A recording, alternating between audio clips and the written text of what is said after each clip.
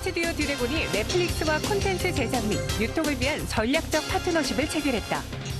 이번 파트너십 내용과 우리 주가에 미치는 영향은 무엇일까? 콘텐츠 대장주로 부상 중인 스튜디오 드래곤과 OTT 시장을 전망해본다.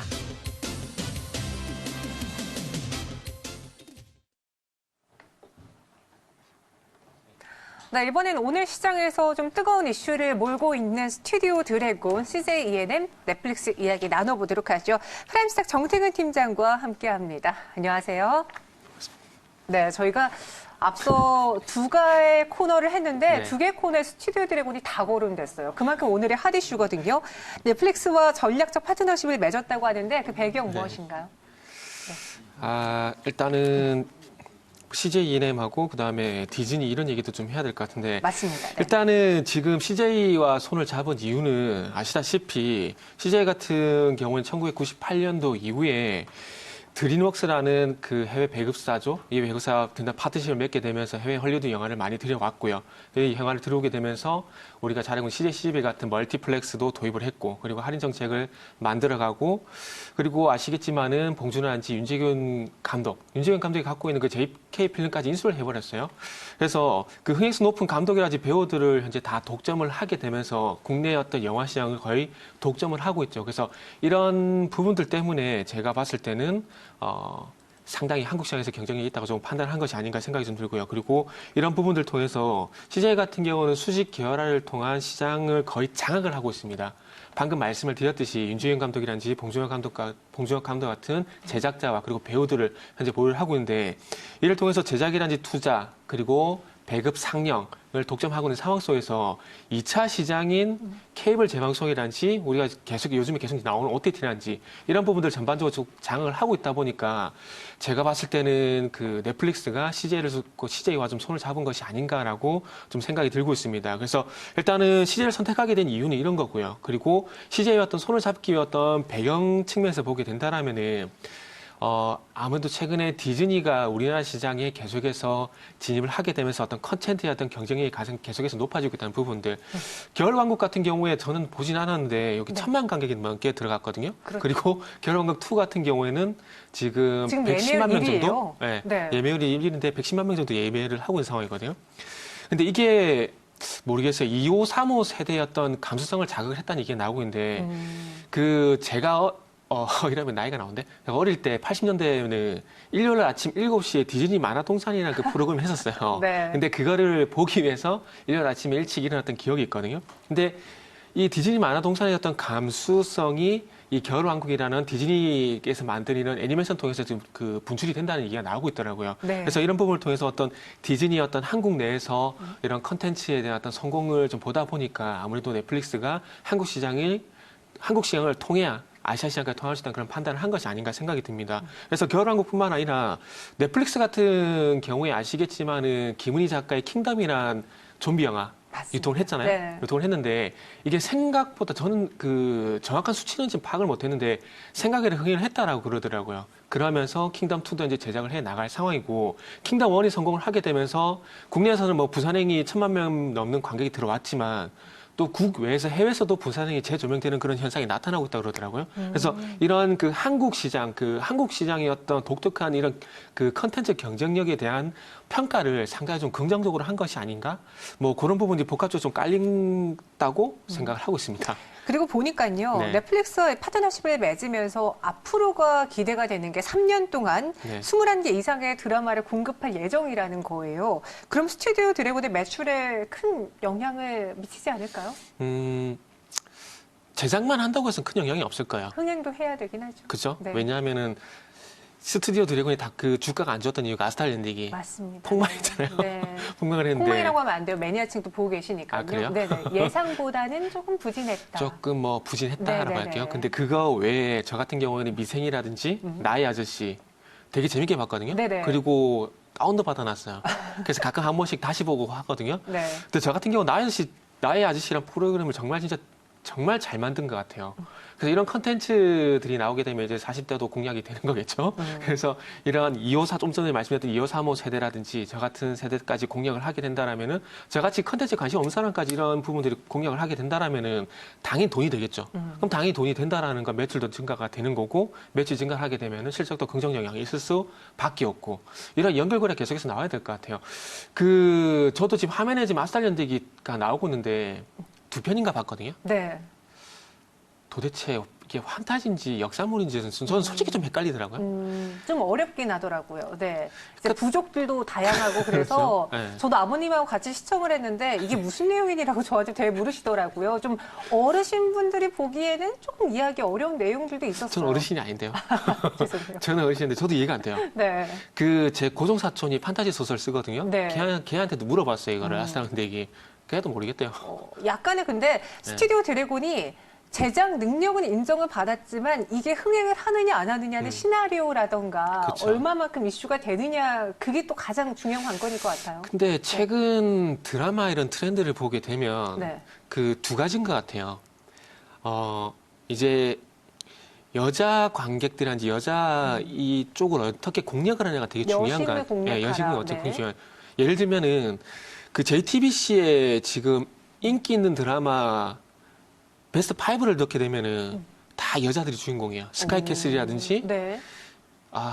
까먹어 버렸네요. 하나가 호텔 또 있는데 벨루나?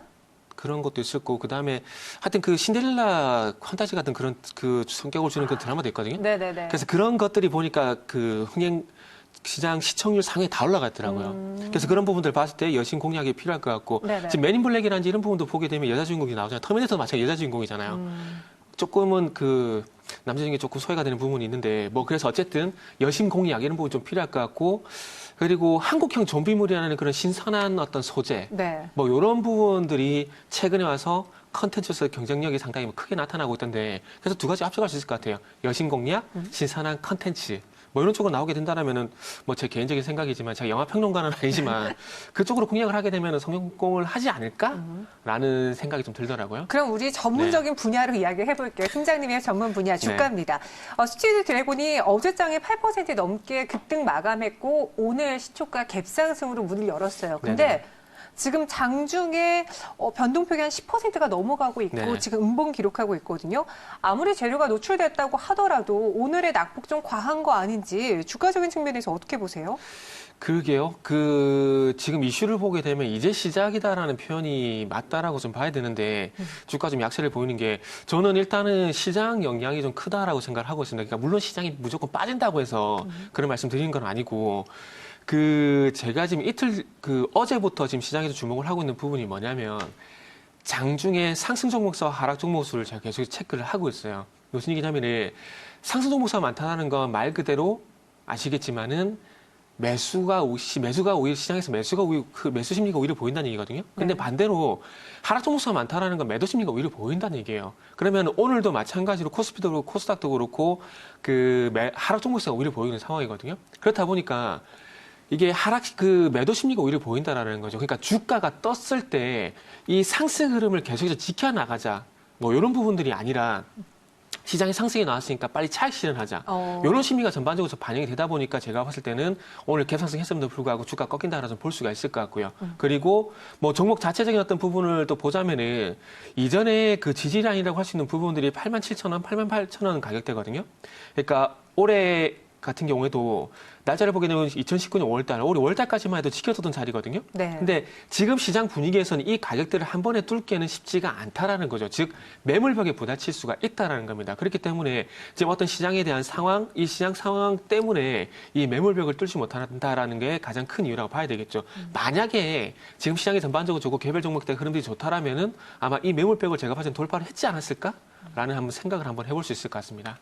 그러면 스튜디오 드래곤 길게 봐서 오늘 매수 타이밍으로 접근해봐도 괜찮을지 팀장님이 생각하는 매수 매도 의견 그리고 전략 들어보고 싶어요. 지금은 시장 분위기를 살펴야 될 것 같아요. 왜냐하면은 이전 질문에서 말씀드렸듯이 네.